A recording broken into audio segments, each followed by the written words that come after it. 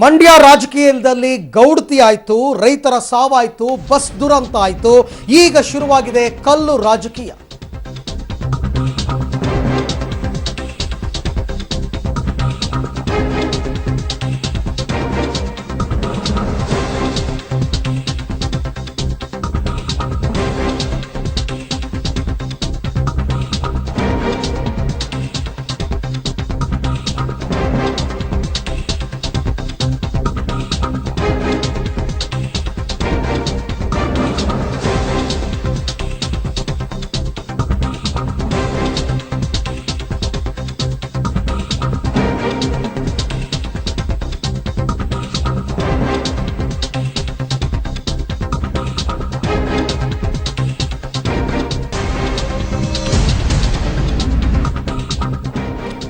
Okay, Mandya ರಾಜಕೀಯದಲ್ಲಿ ಗೌಡತಿ ವಿಚಾರ ಬಂದೋಯ್ತು, ರೈತರ ಸಾವಿನ ವಿಚಾರ ಬಂದೋಯ್ತು, ಬಸ್ ದುರಂತ ಆಯಿತು. ಈಗ ಎಲೆಕ್ಷನ್ ಹತ್ತಿರವಾಗ್ತಿದ್ದಂತೆ ಶುರುವಾಗಿದೆ ಕಲ್ಲು ರಾಜಕೀಯ. ಸುಮಕ್ಕ ಗ್ಯಾಂಗ್ ನಿಖಿಲ್ ಟೀಮ್ ನಡುವೆ ಈಗ ಕಲ್ಲು ಫೈಟ್ ಶುರುವಾಗಿದೆ. ಸುಮಕ್ಕಗೆ ಜೀವ ಬೆದರಿಕೆಯನ್ನು ಒಡ್ಡಿದ್ಯಾರು? ಹಾಗಾದ್ರೆ ದರ್ಶನ್ ಮನೆಗೆ ಕಲ್ಲು ಹೊಡೆದಿದ್ಯಾರು? ಎಲೆಕ್ಷನ್ ಹತ್ತಿರವಾಗ್ತಿದ್ದಂತೆ JDS ಮೇಲೆ ಸುಮಲತಾ ಆರೋಪ ಹೊರಿಸಿದ್ರ? ಸುಮಕ್ಕ ಆರೋಪಕ್ಕೆ ನಿಖಿಲ್ ಕುಮಾರಸ್ವಾಮಿ ತಿರುಗೇಟು ಕೊಟ್ಟಿದ್ದಾರೆ. ನಾವ್ಯಾಕೆ ದರ್ಶನ್ ಮನೆ ಕಲ್ಲು ಹೊಡೆಸೋಣ ಅಂತ ಪ್ರಶ್ನೆ ಇಟ್ಟಿದ್ದಾರೆ ನಿಖಿಲ್. ಇನ್ನೂ ಅದೆಷ್ಟು ಕಲ್ಲು ಹೊಡೆಸ್ತಾರೋ ಹೊಡೆಸ್ಲಿ ಅಂತ ಪುಟ್ಟರಾಜು ಹೇಳಿದ್ರು. ಹಾಗಾದ್ರೆ ದರ್ಶನ್ ಮನೆ ಮೇಲೆ ಕಲ್ಲು ಹೊಡೆದದ್ದು ಯಾರು ಅಂತಕ್ಕಂಥದ್ದೇ ಸದ್ಯದ ಪ್ರಶ್ನೆ. ಈ ಮಟ್ಟಕ್ಕೆ ಮಾಡ್ತಿರೋ ರಾಜಕಾರಣ ತುಂಬಾನೇ ಬೇಜಾರು, ಅಂದರೆ ತುಂಬ ಅನ್ಫಾರ್ಚುನೇಟ್. ಈ ಮಟ್ಟಿಗೆ ಅಂದರೆ ದರ್ಶನ್ ಆಗಲಿ ಯಶ್ ಆಗಲಿ ಬರೋದ್ರಿಂದ ಅವ್ರಿಗೆ ಅದು ಎಷ್ಟು ಒಂದು ಹೆದರಿಕೆ ಆಗಿದೆ ಅನ್ನೋದು ಸೂಚಿಸುತ್ತೆ. ಇದರಿಂದ ದರ್ಶನ್ ಯಶ್ ಏನು ಹೆದರ್ಕೊಳ್ಳಲ್ಲ ಬಿಡಿ, ಅಷ್ಟು ಅಂತೂ ಗ್ಯಾರಂಟಿ. ಈ ಥರದ ಕೆಲಸಗಳು ಮಾಡೋದ್ರ ಮೂಲಕ ಅವ್ರನ್ನೇನಾದರೂ ಹೆದರಿಸ್ಬಿಟ್ಟು ಅವ್ರನ್ನ ಪ್ರಚಾರಕ್ಕೆ ಬರದೇ ಇರೋ ಥರ ಮಾಡಬೇಕು ಅನ್ನೋದಾದರೆ ಅದು ಖಂಡಿತ ಫೇಲ್ ಆಗುತ್ತೆ. ಇದಕ್ಕೆ ಇನ್ನಷ್ಟು ಅವ್ರು ಚಾಲೆಂಜ್ ಆಗಿ ತಗೋತಾರೆ. ಅವ್ರ ಹೆಸರೇ ಚಾಲೆಂಜಿಂಗ್ ಸ್ಟಾರು, ಅದನ್ನು ಅಷ್ಟೇ ಚಾಲೆಂಜಿಂಗ್ ಆಗಿ ತಗೋತಾರೆ. ಖಂಡಿತ ಇನ್ಯಾವ ಕಾರಣ ಇರುತ್ತೆ ಇದಕ್ಕೆ? ಅದೊಂದೇ ತಾನೇ ಉದ್ದೇಶ. ಇನ್ನೇನಕ್ಕಪ್ಪ ಕಲ್ಲು ಅವ್ರ ಮನೆ ಮೇಲೆ ಹೋಗಿ ಕಲ್ಲು ತೂರಾಟ ಮಾಡಬೇಕು? ಅದೊಂದೇ ಕಾರಣ ಇರಬೇಕು. ಇದು ನಮ್ಮನೆ ಅಣ್ಣವ್ರು ಇವಾಗ ತಾನೆ ಹೇಳಿದ್ರಲ್ಲ, ಅದರ ಅಗತ್ಯ ನಮಗಿಲ್ಲ ಅಂತ, ನೆಸೆಸಿಟಿ ನಮಗಿಲ್ಲ. ಯಾತಕ್ಕೋಸ್ಕರ ಮಾಡೋಣ ಹಂಗಿಲ್ಲ. ಲೋಕಟ್ಟ ಹೋದ ಕಡೆ ಎಲ್ಲ ಜನಗಳಷ್ಟು ಒಳ್ಳೆ ರೀತಿ ಪ್ರತಿಕ್ರಿಯೆ ಕೊಡಬೇಕಾದ್ರೆ, ಸ್ಪಂದಿಸ್ಬೇಕಾದ್ರೆ ಇಂಥ ಒಂದು ಕೃತ್ಯಕ್ಕೆ ನಾವು ಯಾಕೆ ಅಂಥದ್ದು ಏನಿದೆ? ಯಾವ ಅವಿವೇಕಗಳು ಎಲ್ಲೋ ಕತ್ತಲ್ಲಿ ನಿಂತ್ಕೊಂಡು ಕಲ್ಲು ಹೊಡೆದ್ಬಿಟ್ರೆ ನಮ್ಮ ಪಕ್ಷದ ಕಾರ್ಯಕರ್ತರಾಗಲಿ ಮುಖಂಡರಾಗಲಿ ಇಂಥ ಸಣ್ಣ ಪುಟ್ಟ ಇನ್ನೂ ಹೊಡಿಲಿಕ್ಕೆಲ್ಲ ಎಷ್ಟು ಹೊಡಿಸ್ತಾರೆ ನಾವು ನೋಡ್ತೀವಿ. ಅದಕ್ಕೆ ಯಾರೂ ಕಿವಿಗೊಡದೆ ಶಿಸ್ತಿನ ಸಿಪಾಯಿ ರೀತಿಯಲ್ಲಿ ಕಾಂಗ್ರೆಸ್ನ ಬೂತ್ ಮಟ್ಟದಲ್ಲಿ ಕಾಂಗ್ರೆಸ್ನ ಕಾರ್ಯಕರ್ತರನ್ನು ಮನವೊಲಿಸ್ಕೊಂಡು ಅತ್ಯಂತ ಅಂತರದಲ್ಲಿ ನಮ್ಮ ಪಕ್ಷದ ಅಭ್ಯರ್ಥಿ ಗೆಲ್ಲಕ್ಕೆ ಕಾರ್ಯಕ್ರಮ ರೂಪಿಸಿ ಕೆಲಸ ಮಾಡಬೇಕು ಅನ್ನೋದು ಅಷ್ಟನ್ನೇ ನಿಮ್ಮ ಮುಖಾಂತರ ವಿನಂತಿ ಮಾಡ್ತೀನಿ. ಈ ಮಟ್ಟಕ್ಕೆ ಮಾಡ್ತಿರೋ ರಾಜಕಾರಣ ತುಂಬಾನೇ ಬೇಜಾರು, ಅಂದರೆ ತುಂಬ ಅನ್ಫಾರ್ಚುನೇಟ್. ಈ ಮಟ್ಟಿಗೆ ಅಂದರೆ ದರ್ಶನ್ ಆಗಲಿ ಯಶ್ ಆಗಲಿ ಬರೋದ್ರಿಂದ ಅವ್ರಿಗೆ ಅದು ಎಷ್ಟು ಒಂದು ಹೆದರಿಕೆ ಆಗಿದೆ ಅನ್ನೋದು ಸೂಚಿಸುತ್ತೆ. ಇದರಿಂದ ದರ್ಶನ್ ಯಶ್ ಏನು ಹೆದರ್ಕೊಳ್ಳಲ್ಲ ಬಿಡಿ, ಅಷ್ಟು ಅಂತೂ ಗ್ಯಾರಂಟಿ. ಈ ಥರದ ಕೆಲಸಗಳು ಮಾಡೋದ್ರ ಮೂಲಕ ಅವ್ರನ್ನೇನಾದರೂ ಹೆದರಿಸ್ಬಿಟ್ಟು ಅವ್ರನ್ನ ಪ್ರಚಾರಕ್ಕೆ ಬರದೇ ಇರೋ ಥರ ಮಾಡಬೇಕು ಅನ್ನೋದಾದರೆ ಅದು ಖಂಡಿತ ಫೇಲ್ ಆಗುತ್ತೆ. ಇದಕ್ಕೆ ಇನ್ನಷ್ಟು ಅವ್ರು ಚಾಲೆಂಜ್ ಆಗಿ ತಗೋತಾರೆ. ಅವ್ರ ಹೆಸರೇ ಚಾಲೆಂಜಿಂಗ್ ಸ್ಟಾರು, ಅದನ್ನು ಅಷ್ಟೇ ಚಾಲೆಂಜಿಂಗ್ ಆಗಿ ತಗೋತಾರೆ. ಖಂಡಿತ ಇನ್ಯಾವ ಕಾರಣ ಇರುತ್ತೆ ಇದಕ್ಕೆ? ಅದೊಂದೇ ತಾನೇ ಉದ್ದೇಶ. ಇನ್ನೇನಕ್ಕಪ್ಪ ಕಲ್ಲು ಅವ್ರ ಮನೆ ಮೇಲೆ ಹೋಗಿ ಕಲ್ಲು ತೂರಾಟ ಮಾಡಬೇಕು? ಅದೊಂದೇ ಕಾರಣ ಇರಬೇಕು.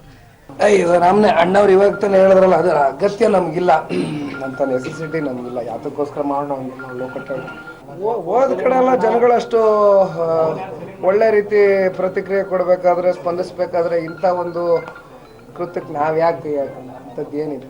ಯಾವ ಅವಿವೇಕಗಳು ಎಲ್ಲೋ ಕತ್ತಲ್ಲಿ ನಿಂತ್ಕೊಂಡು ಕಲ್ಲು ಹೊಡೆದ್ಬಿಟ್ರೆ ನಮ್ಮ ಪಕ್ಷದ ಕಾರ್ಯಕರ್ತರಾಗಲಿ ಮುಖಂಡರಾಗಲಿ ಇಂಥ ಸಣ್ಣ ಪುಟ್ಟ ಇನ್ನೂ ಹೊಡಿಲಿಕ್ಕೆಲ್ಲ ಎಷ್ಟು ಹೊಡಿಸ್ತಾರೆ ನಾವು ನೋಡ್ತೀವಿ. ಅದಕ್ಕೆ ಯಾರೂ ಕಿವಿಗೊಡದೆ ಶಿಸ್ತಿನ ಸಿಪಾಯಿ ರೀತಿಯಲ್ಲಿ ಕಾಂಗ್ರೆಸ್ನ ಬೂತ್ ಮಟ್ಟದಲ್ಲಿ ಕಾಂಗ್ರೆಸ್ನ ಕಾರ್ಯಕರ್ತರನ್ನು ಮನವೊಲಿಸ್ಕೊಂಡು ಅತ್ಯಂತ ಅಂತರದಲ್ಲಿ ನಮ್ಮ ಪಕ್ಷದ ಅಭ್ಯರ್ಥಿ ಗೆಲ್ಲಕ್ಕೆ ಕಾರ್ಯಕ್ರಮ ರೂಪಿಸಿ ಕೆಲಸ ಮಾಡಬೇಕು ಅನ್ನೋದು ಅಷ್ಟನ್ನೇ ನಿಮ್ಮ ಮುಖಾಂತರ ವಿನಂತಿ ಮಾಡ್ತೀನಿ. ಓಕೆ, ಈ ಬಗ್ಗೆ ಮತ್ತಷ್ಟು ಮಾಹಿತಿಯನ್ನು ಪಡೆಯೋಣ ನನ್ನ ಕೊಲೀಗ್ ಸಂತೋಷ್ ಅವರಿಂದ. ಸಂತೋಷ್, ಈಗೇನು ಲೆಕ್ಕಾಚಾರ? ಸುಮಲತಾ ಅವ್ರು ಹೇಳೋ ಪ್ರಕಾರ JDS ಕಡೆಯವರೇ ಈ ಥರ ಕಲ್ಲು ಹೊಡೆದು ಇವ್ರನ್ನ ಪ್ರಚಾರಕ್ಕೆ ಬರದೇ ಇದ್ದಂಗೆ ಮಾಡಿದ್ದಾರೆ ಅಂತ ಅವ್ರ ಆರೋಪ. ಪುಟ್ಟರಾಜು ಮತ್ತು ನಿಖಿಲ್ ಅವ್ರು ಹೇಳೋ ಪ್ರಕಾರ ನಮಗೆ ಯಾಕೆ ಬೇಕು ಆ ಕೆಲಸ, ಸಣ್ಣ ರಾಜಕೀಯ ಅಂತ. ಹಾಗಾದ್ರೆ ನಿಜವಾಗ್ಲೂ ಕಲ್ಲು ಹೊಡೆಸಿದ್ದು ಯಾರು ಅಂತ ಈಗ ಪ್ರಶ್ನೆ. ಅರವಿಂದ್, ಈಗ ಮಂಡ್ಯದಲ್ಲಿ ಕೂಡ ಚರ್ಚೆ ಆಗ್ತಾ ಇರ್ತಕ್ಕಂತಹ ಬಹುಮುಖ್ಯ ಪ್ರಶ್ನೆ ಅಂದ್ರೆ ಕಲ್ಲು ಹೊಡೆಸ್ತಾ ಇರೋರು ಯಾರು ಅಂತೇಳಿ.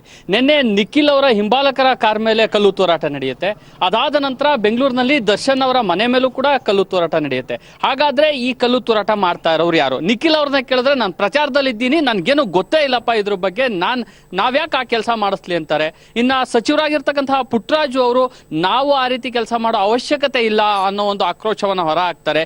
ಇಲ್ಲ ಸಲ್ಲದ ಆರೋಪ ಮಾಡಬೇಡಿ ಅಂತೇಳಿ ಆಕ್ರೋಶ ಹೊರ ಹಾಕ್ತಾರೆ. ಹಾಗಾದ್ರೆ ನಿಜವಾಗ್ಲೂ ಮಂಡ್ಯ ಜಿಲ್ಲೆಯಲ್ಲಿ ಏನಾಗ್ತಾ ಇದೆ? ನನ್ನ ಜೊತೆ ಒಂದಷ್ಟು ಜನ ಮಂಡ್ಯದವರೇ ಇದ್ದಾರೆ, ಅವ್ರನ್ನ ಕೇಳೋಣ. ಸರ್, ಯಾರು ಕಲ್ಲು ಹೊಡಿಸ್ತಾ ಇರೋರು? ನಿಖಿಲ್ ಕಾರ್ ಮೇಲೆ ಕಲ್ಲು ಹೊಡಿತು, ಯಾರು ಹೊಡಿಸಿದ್ದು ಹಾಗಾದ್ರೆ? ಸರ್, ನಿಖಿಲ್ ಕಾರ್ ಮೇಲೆ ಯಾರು ಕಲ್ಲು ಹೊಡೆದ್ರು ಅನ್ನೋದು ಕಲ್ಲು ಹೊಡೆದಿರುವಂಥವ್ರಿಗೆ ಗೊತ್ತದು. ನಮ್ಮ ಮಂಡ್ಯ ಸಂಸ್ಕೃತಿ, ಮಂಡ್ಯ ಸ್ವಾಭಿಮಾನ ಜನತೆ ಎಂದು ನಾಟಕಗಳನ್ನು ಮಾಡ್ತಿರ್ಲಿಲ್ಲ. ಈಗ ಆದರೆ ಕೆಲವು ನಾಟಕಗಳನ್ನು ಅವರಾಗಿದ್ದವರೇ ಕೆಲವು ಕ್ಯಾಂಡಿಡೇಟ್ಗಳು ಪ್ರಚೋದಿಸಿ ಈ ಥರ ಕೆಲಸಗಳನ್ನು ಮಾಡ್ತಾ ಇದ್ದಾರೆ. ಯಾರವ್ರು? ಯಾವ ಪಕ್ಷದವರು? ಅಲ್ಲ, ನಿಮಗೆ ಗೊತ್ತಿದೆ ಯಾವ ಪಕ್ಷ. ಈಗ ಇಂಡಿಪೆಂಡೆಂಟ್ ಕ್ಯಾಂಡಿಡೇಟು ಮತ್ತು ಪಕ್ಷದ ಕ್ಯಾಂಡಿಡೇಟು ಚುನಾವಣೆ ಕಣದಲ್ಲಿದ್ದಾರೆ. ಯಾರು ಮಾಡೋಂತ ನಿಮಗೆ ಗೊತ್ತಿದೆಯಲ್ಲ ಸರ್ ಅದು. ಅಲ್ಲ, ದರ್ಶನ್ ಮನೆ ಮೇಲೆ ನಿಮ್ಮ JDS ಅವರೇ ಕಲ್ಲು ಹೊಡಿಸಿದ್ರು ಅನ್ನೋದೊಂದು ಆರೋಪ ಕೇಳಿ ಬರ್ತಾ ಇದೆ ಸರ್. ದರ್ಶನ್ ಅವ್ರ ಮನೆ ಮೇಲೆ ನಾವು ಕಲ್ಲು ಹೊಡಿಯುವಂತ ಅವಶ್ಯಕತೆ ನಮ್ಮ ಕಾರ್ಯಕರ್ತರಿಗಿಲ್ಲ. ನಮ್ಮ ಹೈಕಮಾಂಡ್ ಆಗ್ಬೋದು, ನಮ್ಮ ಕಾರ್ಯಕರ್ತರಾಗ್ಬೋದು, ನಮ್ಮ ಮುಖಂಡರಾಗ್ಬೋದು, ಒಂದು ತೀರ್ಮಾನ ಇದೆ. ನಮ್ಮ ಕುಮಾರಣ್ಣರ ಆದೇಶದ ಮೇರೆಗೆ ನಾವು ಶಾಂತಿಯುತವಾಗಿ ಚುನಾವಣೆ ಮಾಡಬೇಕು. ಹಿಂದಿನಿಂದಲೂ ಶಾಂತಿಯುತವಾಗಿ ಮಾಡಿದ್ದೀವಿ. ಹಿಂದೆ ಅಂಬರೀಷ್ ಅಣ್ಣ ಎಲೆಕ್ಷನ್ ನಿಂತಿದ್ದಂಥ ಕಾಲದಲ್ಲೂ ಕೂಡ ನಾವು ಶಾಂತಿಯುತವಾಗಿ ಎಲೆಕ್ಷನ್ ಮಾಡಿದ್ದಾರೆ. ಪಕ್ಷ ಭೇದ ಮರೆತು ಒಟ್ಟಾಗಿದ್ದಾರೆ.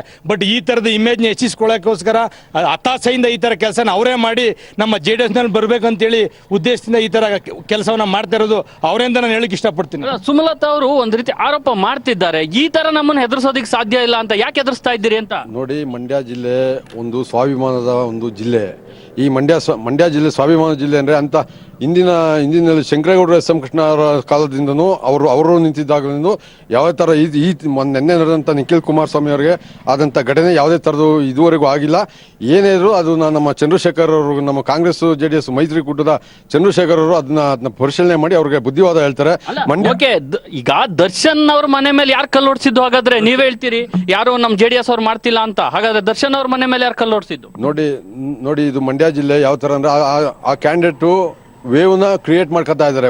ಒಂದು ಕೆಲಸ ಆಗಲಿ, ನಾವು ನಮ್ಮ ನಾಯಕರುಗಳಿಗೆ ಹೇಳಿ ನಿಖಿಲ್ ಕುಮಾರಸ್ವಾಮಿ ಅವ್ರನ್ನ ಮಂಡ್ಯ ಬಿಡಿಸ್ತೀವಿ, ಅವರು ಮಂಡ್ಯ ಬಿಟ್ಬಿಡ್ಲಿ, ಚುನಾವಣೆ ಶಾಂತಿಯುತವಾಗಿ ನಡೀಲಿ, ಕ್ಯಾನ್ವಸ್ ಮಾಡೋದು ಬೇಡ. ಯಾರು ಯಾವ ಥರ ಇದಾಯ್ತು ಅವರು ಇಬ್ರು ಕ್ಷೇತ್ರದಿಂದ ಆಚೆ ಇರಲಿ, ಆಚೆ ಇದ್ದು ನಾವು ಚುನಾವಣೆ ಮಾಡ್ತೀವಿ. ಅಲ್ಲ, ನಾವು ನಮ್ಮ ನಾಯಕರಿಗೆ ಈ ತರ ಒಬ್ಬ ರೈತರು, ಮಂಡ್ಯ ಜಿಲ್ಲೆ ರೈತರ ಕತೆ ಏನು ಅಂತ ಹೇಳಿದ್ರೆ ಅದು ಕುಮಾರಸ್ವಾಮಿ ಅವರು ನಮಗೆ ಎಷ್ಟು ಸಂಕಷ್ಟದಲ್ಲಿದ್ದಾಗ ಬಂದು ಅಧಿಕಾರ ಇವತ್ತಿದೆ, ಅಧಿಕಾರ ಇಲ್ಲದೆ ಹೋದಾಗ ಬಂದು 250 ಜನಕ್ಕೆ ಬಂದು ಮನೆಗೆ 55,000 ದುಡ್ಡು ಕೊಟ್ಟಿದ್ದಾರೆ. ಅದಕ್ಕಿಂತ ರೈತನ ಕಾಪಾಡ್ತಾ ಇದ್ದಾರೆ ರೀ ಕುಮಾರಸ್ವಾಮಿ ಅವರು. ಅವ್ರ ಮಗಂಗೆ ಈ ತರ ಈ ಅನ್ನದ ಮಂಡ್ಯ ಜಿಲ್ಲೆ ರೈತಾಪಿ ಅವರು ಎಲ್ಲೋ ಹಾಸನ ಡಿಸ್ಟಿಕ್ ಅಲ್ಲಿ ಅವ್ರು ಅಂಥವ್ರು ಏನಾರು ನಮ್ಮ ಮಂಡ್ಯ ಜಿಲ್ಲೆನಲ್ಲಿ ಹುಟ್ಟಿದ್ರೆ ಅವರು ಮಂಡ್ಯ ಕ್ಷೇತ್ರಕ್ಕೆ ಮಂಡ್ಯ ಜಿಲ್ಲೆಗೆ ಬರ್ದಂತೆ ನಾವು ಅವ್ರನ್ನ ರಾಜಕಾರಣ ಮಾಡ್ತಾ ಇದ್ರು ಕಣ್ರಿ. ಯಾರು ಕಲ್ ತೂರಾಟ ಎಲ್ಲ ಯಾರು ಮಾಡಿಸ್ತಾ ಇರೋರು? ಏನಕ್ಕೆ ಈ ತರ ಆಗ್ತಾ ಇದೆ ಮಂಡ್ಯದಲ್ಲಿ? ಈ ಬಾರಿಯೇ ಯಾಕೆ ಈ ತರದ ರಾಜಕಾರಣ ನಡೀತಾ ಇದೆ? ಚುನಾವಣೆ ಗಿಮಿಕ್ಕೋಸ್ಕರ ಈ ತರ ಎಲ್ಲ ಅಪಪ್ರಚಾರ ಮಾಡ್ತಾ ಇದ್ದಾರೆ. ನಮ್ಮ JDSಗೆ ಅದು ಅನಿವಾರ್ಯತೆ ಇಲ್ಲ. ಅವತ್ತು ಯಾರು ಗಿಮಿಕ್ ಮಾಡ್ತಾ ಇರೋದು ಯಾರು ಅಂತ? ಗಿಮಿಕ್ ಮಾಡ್ತಾ ಇರೋದು ಇನ್ಯಾರು ಅಂದ್ರೆ ಪಕ್ಷೇತರ ಅಭ್ಯರ್ಥಿಯರ ಗಿಮಿಕ್ ಮಾಡ್ತಾ ಇದ್ದಾರೆ ಓಟ್ನ ಆಸೆಗೋಸ್ಕರ. ನಮ್ಮ ಜಾತ್ಯತೀತ ಜನತಾದಳದವ್ರಿಗೆ ಆ ತರ ಗಲಾಟೆ ಮಾಡಿ ಓಟ್ ಹಾಕ್ಸ್ಕೊಳ್ಳೋಂಥ ಅನಿವಾರ್ಯತೆ ಇಲ್ಲ. ಅಲ್ಲ, ನೀವ್ ಹೇಳ್ತೀರಿ ಒಂದ್ ಕಡೆ ನಿಖಿಲ್ ಅವ್ರ ಕಾರ್ಗೂ ಕಲ್ಲು ಹೊಡೆದಿದ್ದಾರೆ, ಮತ್ತೊಂದ್ ಕಡೆ ದರ್ಶನ್ ಅವ್ರ ಕಾರ್ಗೂ ಕಲ್ಲು ಹೊಡೆದಿದ್ದಾರೆ. ನೀವು ಇದನ್ನ ಗಿಮಿಕ್ ಅಂತೀರಿ, ಪಕ್ಷೇತರರು ಗಿಮಿಕ್ ಅಂತೀರಿ. ಹಂಗಾದ್ರೆ ಯಾರು ತಪ್ಪು ಮಾಡಿರೋರು ಇಲ್ಲಿ ಅಂತ? ತಪ್ಪು ಮಾಡಿರೋರು ಯಾರು ಅಂದ್ರೆ ಇಲ್ಲಿ ತನಕ ಅಂಬರೀಷ್ ಅಣ್ಣ ನಿಂತಾಗ್ಲೇ ನಾವೇನು ಮಾಡಿಲ್ಲ. ಜನತಾದಳದವ್ರು ನಾವು ಅವತ್ತು ಅವ್ರು ಸೋಲುವಾಗ ಅಂಬರೀಷ್ ಅಣ್ಣ ಸೋಲಿಸಾಗ್ಲೂ ನಾವು ಯಾರ ಮೇಲೂ ವಿರೋಧ ಮಾಡಲಿಲ್ಲ, ಶಾಂತಿಯುತವಾಗಿ ಚುನಾವಣೆ ಮಾಡ್ದೋ. Okay Santosh, thank you. ತಮ್ಮೆಲ್ಲ ಮಾಹಿತಿಗಾಗಿ ಧನ್ಯವಾದ.